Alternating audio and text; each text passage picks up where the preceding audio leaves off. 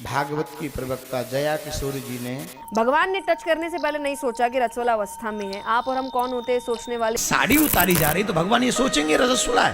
तुम्हारी कौन साड़ी उतार रहा है इस टाइम? एक देवी जी हैं, एक देवी हैं जया किशोरी नामक। एक देवी जी हैं जया किशोरी नाम है। अब जया किशोरी अपनी माता, मामी, दादी, माता, ताई से पूछ लें, वो स्वयं बता देंगी। कथा कथित कोई देवी जी कथावाचिका हैं। राधे राधे दोस्तों, फर्स्ट ऑफ ऑल बात करते हैं।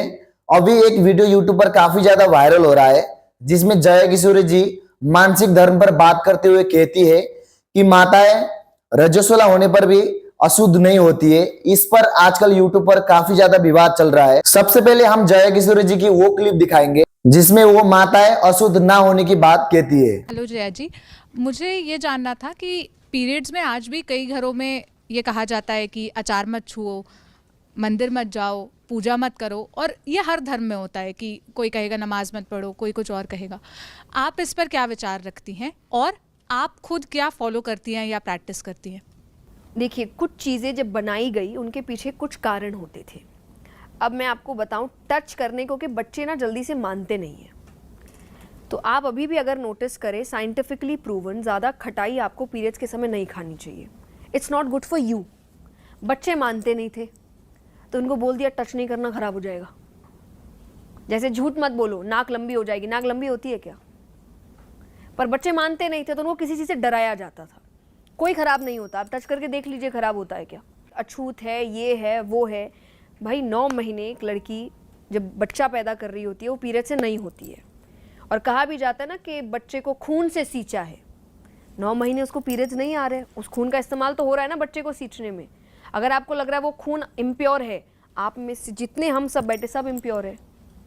उसी खून से सबको सींचा गया है, इसलिए वो 9 महीने नहीं हुई। बाकी जो लास्ट में बचता है वो नेक्स्ट 40 दिन में निकल जाता है। तो इम्प्योर तो हो ही नहीं सकता। द्रौपदी जी के लिए वो उस वक्त रजस्वला अवस्था में थी जब भगवान आए। भगवान ने टच करने से पहले नहीं सोचा कि रजस्वला अवस्था में है। आप और हम कौन होते हैं सोचने वाले, ये मत करो, वो मत करो। अब थिंग्स हैव चेंज्ड, तो इट्स हाई टाइम कि हम भी उन चीजों को हटा। उस पर बात करते हुए पूज्य श्री अनुज महाराज कहते हैं कि जया किशोरी जी एक बहुत ही सुंदर कथावाचक है, इसमें कोई संदेह नहीं है। उसमें महाराज जी कहते हैं कि बच्चे को पता है कि जब रजस्वला धर्म से युक्त होती है माताएं तो उसमें ठाकुर सेवा नहीं करना चाहिए और पूजा पाठ आदि जितने भी कार्य नहीं करना चाहिए। और महाराज जी बात करते हुए ऐसा कहते हैं कि कथावाचक का मतलब होता है कि अज्ञानता को दूर करना। आपको हम महाराज जी का छोटा सा क्लिप भी दिखाएंगे, आप इस क्लिप को पहले देखिएगा। मैं आज मोबाइल में एक वीडियो देख रहा था। हमारी किशोरी जया किशोरी जी हैं, वैसे वास्तविकता अच्छी कथा करती हैं। आप बताओ,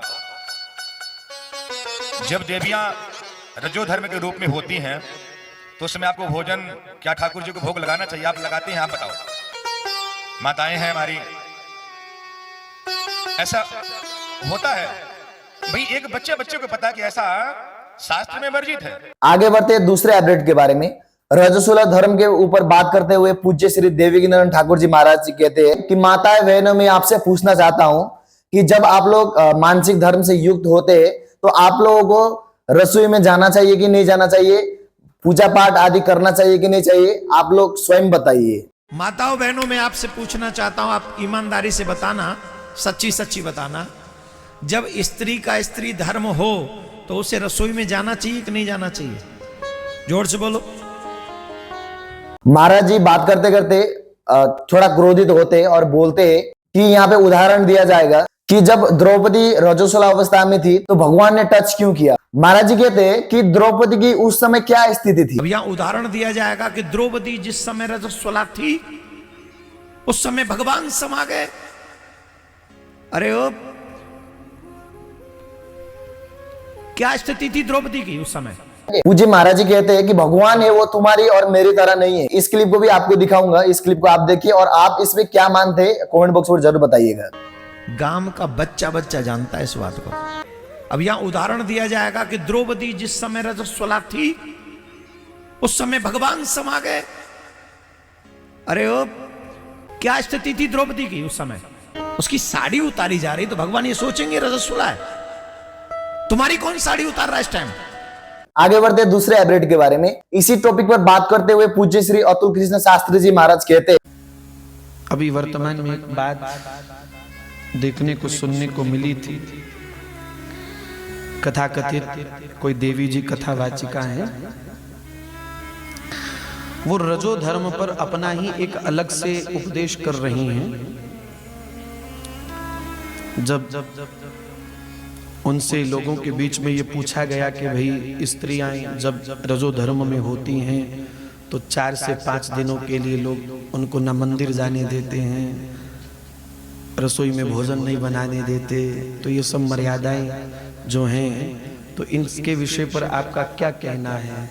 तो उन्होंने अपना ही कोई मत बता दिया, अपना मन माना मत बता दिया। बोले ये सब बेकार की बातें, इन सब का कोई मतलब नहीं है। मतलब आप शास्त्र से ऊपर हो गई, आप धर्म ग्रंथों से ऊपर हो गई, आपका अपना कोई मत है और आप व्यासपीठ पर बैठ करके कथा कहते हैं और कहते हैं कि नहीं। यदि वो ऐसी दुर्भावना का यदि खुले मंच से लोगों के सामने समर्थन कर रही हैं, तो इसका अर्थ ये है कि वो स्वयं कथावाचिका है, व्यासपीठ पर बैठती हैं, तो फिर व्यासपीठ की मर्यादा कहाँ रही? आगे बढ़ते दूसरे अपडेट के बारे में। इसी विवाद पर बात करते हुए अवध गोपाल दास जी महाराज, पूज्य महाराज जी ने इसी विवाद पर बात करते हुए एक वीडियो बना के डाला है। उस वीडियो का क्लिप भी आपको दिखाऊंगा मैं। महाराज जी कहते हैं कि कुछ समय से एक बहुत बड़ा विवाद चल रहा है यूट्यूब पर, जिसके ऊपर महाराज जी ने वीडियो बना के डाला है। मैं आपको महाराज श्री का क्लिप भी दिखाऊंगा। कुछ समय से एक विषय सोशल मीडिया पर छाया हुआ है और बड़े विवाद का ये कारण बन गया है। समस्त आचार्यों ने, बड़े विद्वान लोगों ने इस पर आपत्ति दर्ज कराई है। हमसे भी कहा गया, तो इसी विषय को लेकर के हम आए हैं। एक देवी हैं जया किशोरी नामक, जो सो कॉल्ड इंटेलेक्चुअल है, कथा कहती है श्रीमद् भागवत आदि की। पहले ये कीर्तनकार थी, जागरण, खाटू श्याम आदि के जो होते हैं कीर्तन वगैरह, उनमें कीर्तन गाती थी। फिर कथा कहने लगी, क्योंकि व्यासपीठ तो आजकल एक धंधा बन गया है, बिजनेस बन गया है ना व्यासपीठ। कथा कहना धंधा है और इनके लिए तो बिल्कुल ही धंधा है, क्योंकि ये कहती है कि मैंने जब काम शुरू किया तो मैं बहुत छोटी थी। मैंने काम शुरू किया था और मैंने पहली कथा बनाई 12 मैंने कर ली थी। कथा को कहती है कि मैंने काम शुरू किया, तो काम तो बिजनेस हो गया ना। कथा बिजनेस नहीं है, कथा काम नहीं है। कथा को काम की श्रेणी में नहीं रखा जा सकता, संभव नहीं है। और जिनकी मानसिकता में कथा काम है, व्यापार है, बिजनेस है, उनसे किसी शास्त्रीय मर्यादा का पालन करने की उम्मीद करना भी व्यर्थ है। आगे बढ़ते हैं दूसरे अपडेट के बारे में, क्योंकि ये बहुत बड़ा विवाद हो गया, तो आज हम इसी टॉपिक पर बात करेंगे। इसी टॉपिक पर बात करते हुए पूज्य श्री मुकेश्वरानंद महाराज जी भी कहते हैं, महाराज श्री कहते हैं कि एक देवी जी है जिनका नाम है जया किशोरी जी। तो उन्होंने इस बात पर ऐसा कह दिया है कि महाराज जी ने भी काफी कुछ कहा है। पहले मैं आपको महाराज श्री का क्लिप दिखाऊंगा, देखिए।